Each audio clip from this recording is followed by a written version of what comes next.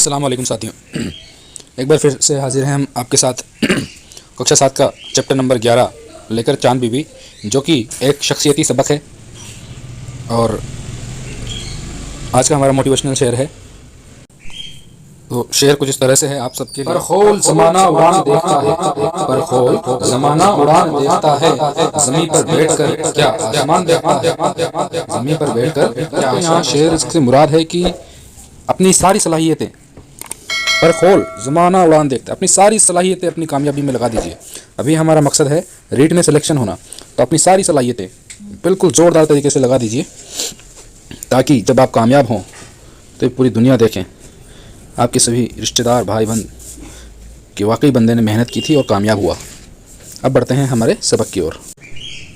सबक का नाम है चांद बीबी और ये एक शख्सियती सबक है। चलो शुरू करते हैं हमारा आज का सबक, चांद बीबी।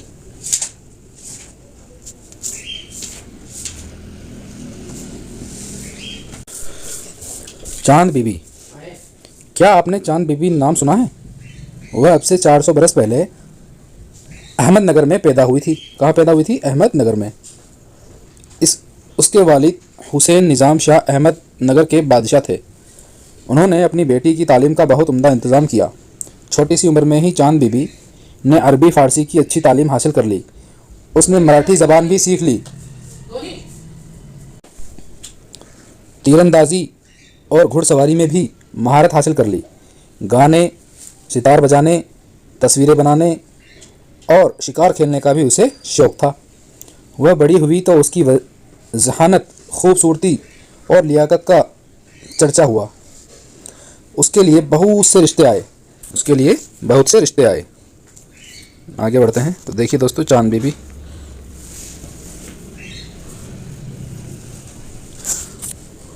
आखिरकार बीजापुर के बादशाह अली आदिल शाह उसकी शादी हो गई। अली आदिल शाह से, जिसको हम आदिल शाही सल्तनत भी कहते हैं। जब उर्दू का हम हिस्ट्री पढ़ते हैं तो वहाँ पर इसका जिक्र किया जाता है।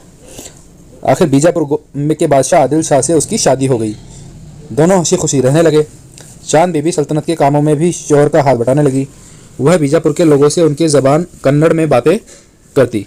बीजापुर की ज़बान कन्नड़ यानी कर्नाटक, जिसको आज की दौर में कहा जाता है, बीजापुर के नाम से जाना जाता था। उनके दुख दर्द में भी शरीक होती। बीजापुर के लोग भी उसे दिल से चाहते थे और उसकी बहुत इज्जत करते थे। शादी के 16 बरस बाद यानी 1580 में चांद बीबी के शौहर का इंतकाल हो गया। वह बेवा हो गई। उसका दिल टूट गया, मगर उसने हिम्मत और सब्र से काम लिया। वह अपनी ज़िंदगी को लोगों की खिदमत के लिए वक्फ कर दिया। चांद बीबी के कोई औलाद नहीं थी, इसलिए उसने अपने शौहर के कमसिन भतीजे को तख्त पर बैठा दिया और ख़ुद हुकूमत की देखभाल की जिम्मेदारी कबूल की। चांद बीबी ने रियाया की भलाई के बहुत से काम किए। उसने कुएं खुदवाए, तालाब, सड़कें और इमारतें बनवाई। कुछ दिनों बाद जब उसे इत्मीनान हो गया कि अब हुकूमत का काम भतीजे ने अच्छी तरह संभाल लिया है, तब वह बीजापुर से अहमदनगर चली गई। अहमदनगर के हालात उन दिनों बहुत ख़राब थे।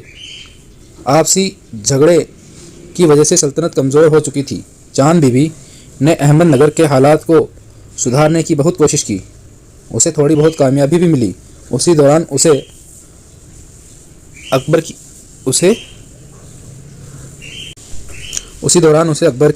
बादशाह जो हुए थे की भेजी हुई फ़ौज से मुकाबला भी करना पड़ा। दोस्तों, यहाँ अहम बात मैं आपको इसके साथ शेयर करना चाहूँगा। चांद बीबी एक जिस रियासत की राजकुमारी जिस पर हुकूमत करती थी, बीजापुर जिसको कहा गया है, वहाँ पर बादशाह मुस्लिम था और इधर अकबर ने जो फ़ौज भेजी थी लड़ने के लिए वो बीजापुर में, और अकबर बादशाह जो था वो भी एक मुस्लिम था। यानी उसने चांद बीबी की जो बीजापुर और अहमदनगर थी वहाँ पर हमला किया। इससे ये जाहिर होता है कि उस ज़माने की जंग जो हुआ करती थी वो धर्म के आधार पर नहीं बल्कि अपने क्षेत्र के बढ़ावे के लिए हुआ करती थी। लेकिन इतिहास में कई जगह इसको धर्म की लड़ाई बताया गया, जो कि सरासर गलत है। आगे बढ़ते हैं। दूसरी मर्तबा जब मुग़ल फ़ौज अहमदनगर पहुंची तो चांद बीबी ने मुग़ल बादशाह से सुलह करने का फ़ैसला किया। मुगल बादशाह ने चांद बीबी से सुलह करने का फैसला किया, लेकिन अहमदनगर के चंद सरदारों ने यह अफवाह फैला दी कि चांद बीबी मुगलों से मिल गई है। बस फिर क्या था, लोग चांद बीबी के मुखालिफ हो गए। साजिश करने वाले सरदारों ने मौका पाकर चांद बीबी को गिरफ्तार करके कत्ल कर दिया। इस तरह अहमदनगर पर मुगलों का कब्जा हो गया। उस नेक दिल खातून की शहादत के बाद लोगों को अंदाज़ा हो गया कि उसे अपने वतन से कितनी मोहब्बत थी। वह जब तक जिंदा रही वतन की खिदमत करती रही। आखिरकार वतन ही की खातिर उसकी जान भी गई। वह मर गई, लेकिन उसका नाम आज भी जिंदा है।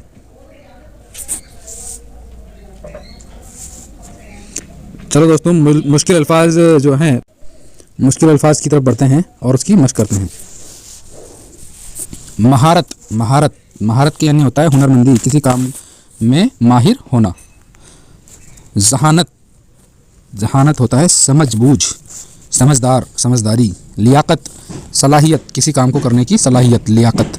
चर्चा शोहरत, चर्चा होना, शोहरत होना यानी मशहूर होना। हाथ बटाना, ये एक मुहावरा है दोस्तों, याद रखिएगा। हाथ बटाना यानी कि मदद करना, मिलकर काम करना। दिल टूटना, ये भी एक मुहावरा है। मायूस होना, दिल टूटना यानी मायूस होना। उसके बाद चलते हैं अगले हम। वक्फ करना, वक्फ करना यानी लगा देना, ख़ास कर देना, यानी कि अपने आप को या अपनी माल दौलत को किसी की मदद में लगा देना, उसको वक्फ करना कहा जाता है। रियाया, रियाया यानी अवाम, जनता। सल्तनत यानी हुकूमत।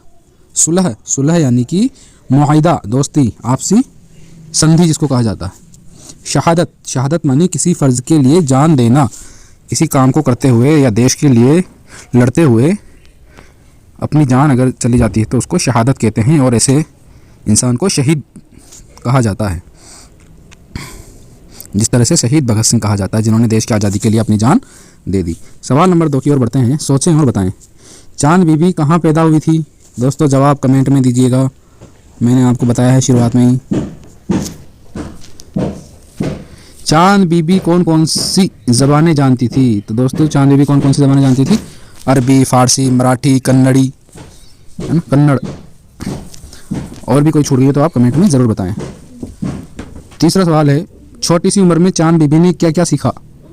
तो छोटी सी उम्र में उन्होंने घुड़सवारी, तीरंदाजी, अरबी फ़ारसी की तालीम वगैरह सीखी। आगे बढ़ते हैं। सवाल नंबर 4,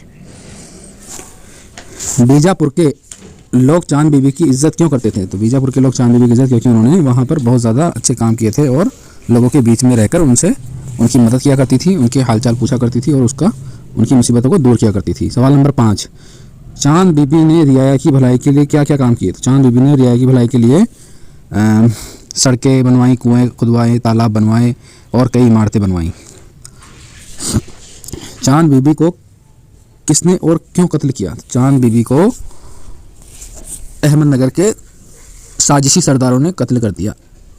उन्होंने जब चांद बीबी ने मुगलों से संधि करनी चाहिए तो उन्होंने कहा, सरदारों ने कहा कि ये चांद बीबी मुगलों से मिल गई है, और उन सरदारों ने जनता को उकसा करके उनका कत्ल कर दिया। आगे बढ़ते हैं। सवाल नंबर 3, नीचे दी हुई खाली जगहों को भरें। तो दोस्तों खाली जगह आपको कमेंट में बताना है। मैं आपसे अक्सर कहता हूं कि खाली जगहों आप कमेंट में ज़रूर बताएं, लेकिन बहुत कम लोग ही हैं जो ऐसा करते हैं। ऐसा करने से आपका ही फ़ायदा है। बता दूंगा मैं, आप भूल जाओगे, लेकिन अगर आप सबक को गौर से पढ़ेंगे और जब इनको सोचेंगे कि खाली जगह में क्या आएगा, तो आप पूरा सबक एक बार दिमाग में रिमाइंड कर लेंगे। मान लो आपको नहीं भी आ रहा तो आप वापस से सबक को देखें और वहाँ से नोटिस करें कि क्या आएगा। इससे आपकी 2 बार प्रैक्टिस हो जाएगी। बताने को तो मैं भी बता सकता हूँ, लेकिन उससे आपको ज़्यादा फ़ायदा नहीं होगा। आप इसको खुद सर्च करें और कमेंट ज़रूर करें। दोस्तों उन्होंने अपनी बेटी की बहुत उम्दा इंतज़ाम किया, तो ये आपको बताना है। चांद बीबी खाली जगह के कामों में भी हाथ बटाने लगी।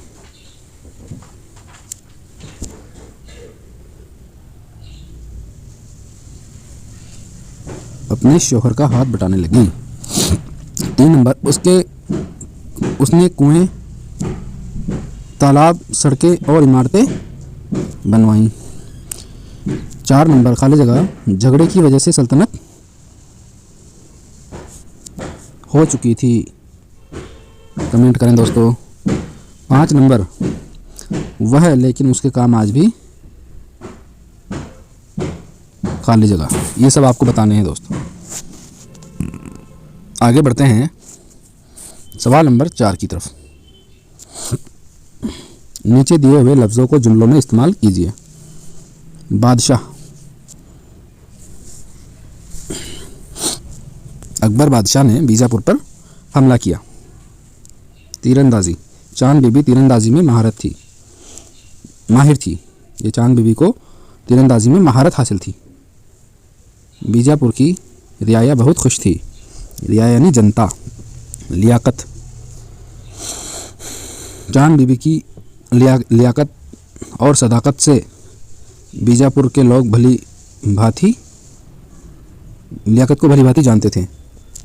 बीजापुर सल्तनत अपने वक्त की बहुत बड़ी सल्तनत थी।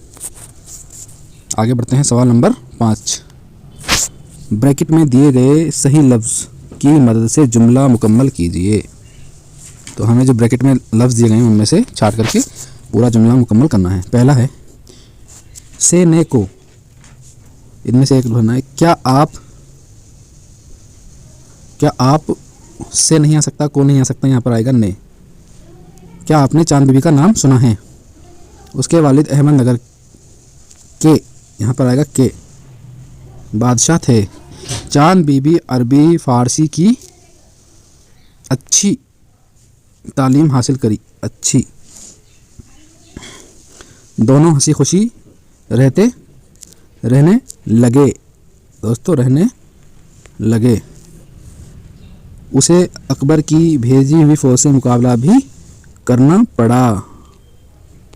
ठीक है दोस्तों, आगे बढ़ते हैं हमारे अगले सवाल।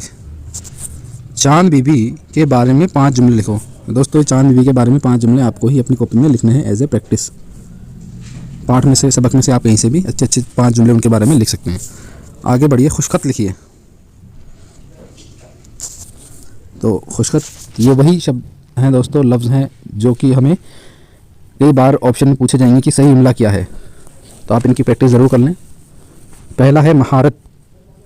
दोस्तों, महारत में है नहीं, बड़ा है नहीं आकर छोटा है आता है। इंतज़ाम में दोस्तों ज़ोए आता है। क्या आता ना कि जीम या जाल, ज़ोए। रियाया में ऐन आता है दोस्तों, रियाया। सल्तनत में दोस्तों तोई आता है न कि ते, इस जगह पर। मुखालिफ। इस तरह से हमारा दोस्तों सबक ख़त्म हुआ।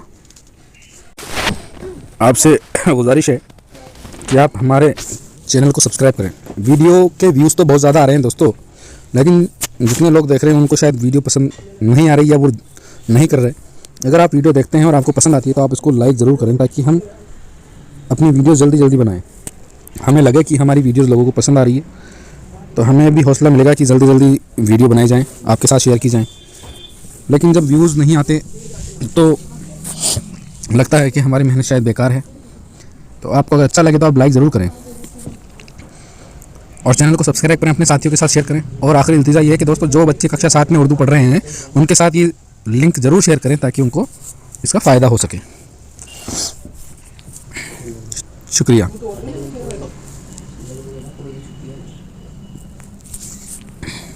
तो ये था हमारा सबक चांद बीबी।